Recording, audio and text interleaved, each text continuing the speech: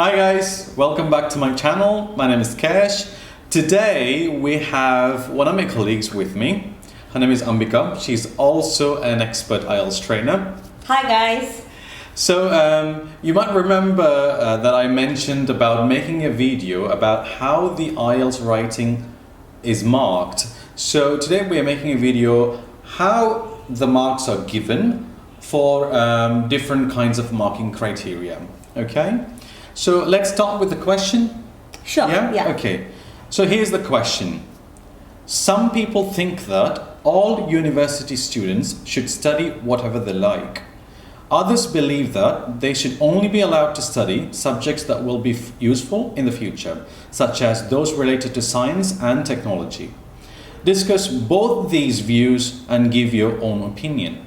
Give reasons for your answer and include any relevant examples from your own knowledge or experience. So this is the question. So what kind of question is this, Ambika? So if you look at it, this is an opinion essay.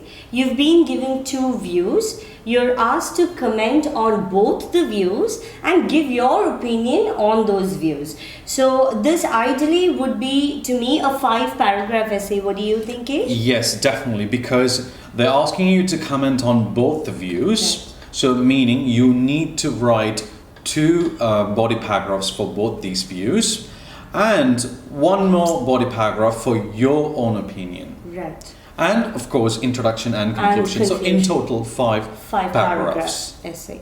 Yes. Okay. So yeah. So yeah, now talking about, since in his last video you already would have known about the criteria of marking, one being the task response, coherence and cohesion, lexical resource, grammatical range and accuracy. We're going to be addressing both the essays today with these 4 band descriptors. Yeah, actually we have 2 essays today.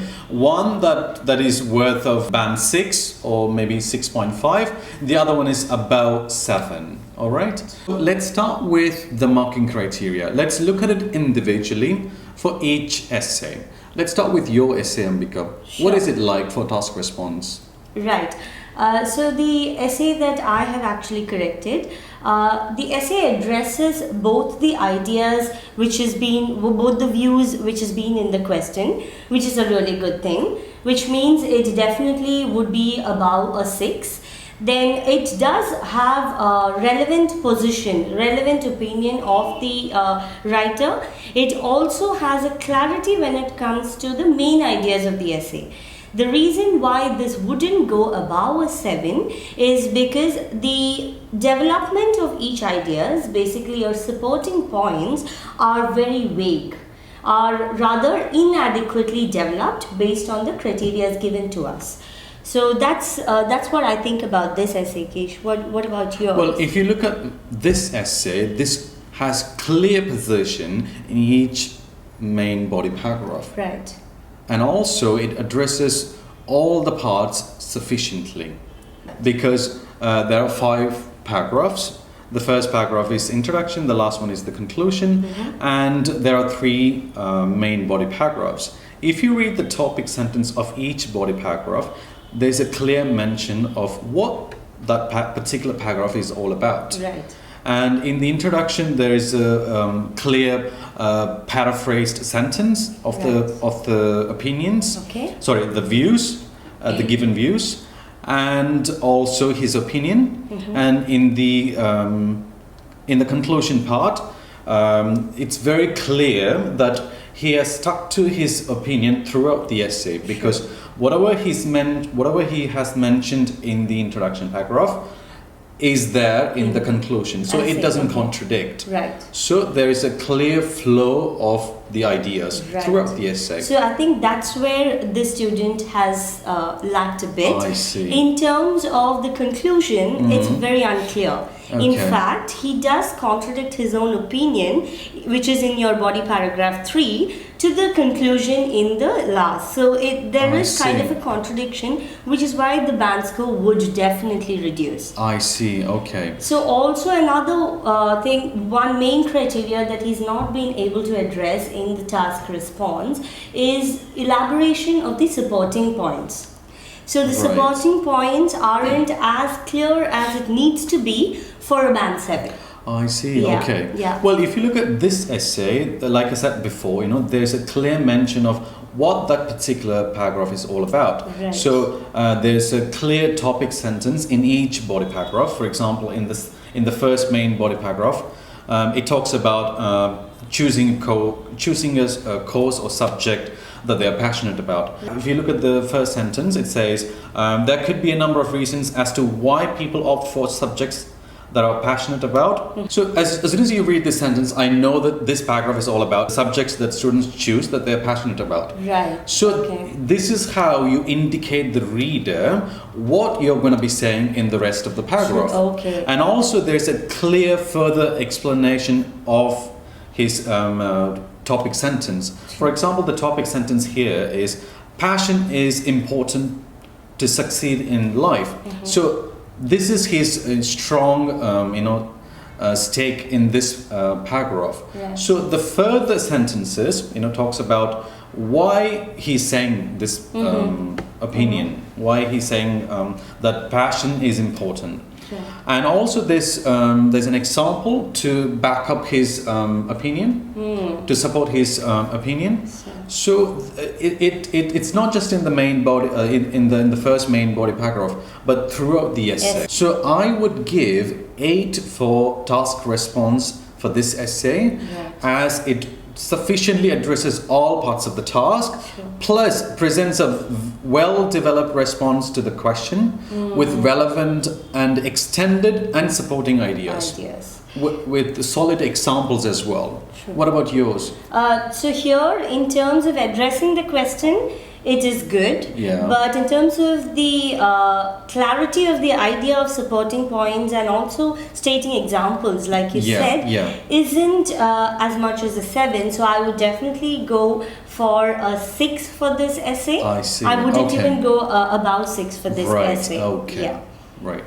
Okay, so let's talk about the next marking criteria, which is coherence and cohesion. Yes. So what is it like So there? in the essay that I've got here, the coherence is quite good, I would say. Okay. Because there is a logical reasoning for the way he's organized his thoughts. Right. So there is a clear progression of the idea.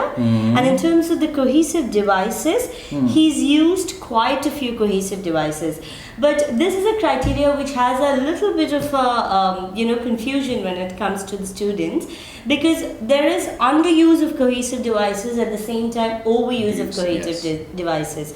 So for example, if you are using more than 10 cohesive devices, which is like your words like moreover, however, in addition to, firstly, secondly.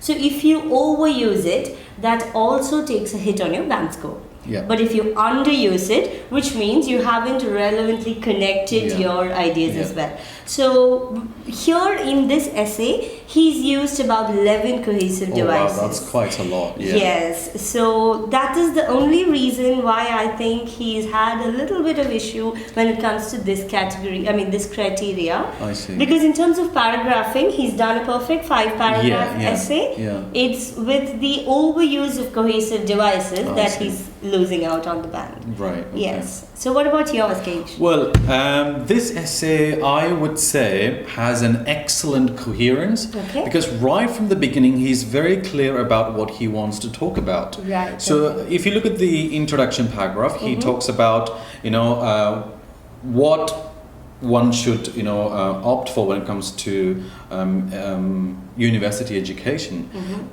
He's maintained his, flow throughout the essay by talking about one side of this opinion and also the other side of the opinion in the first 2 main body paragraphs. Right. And in the third main body paragraph, he has clearly talked about why he's supporting one side of this topic.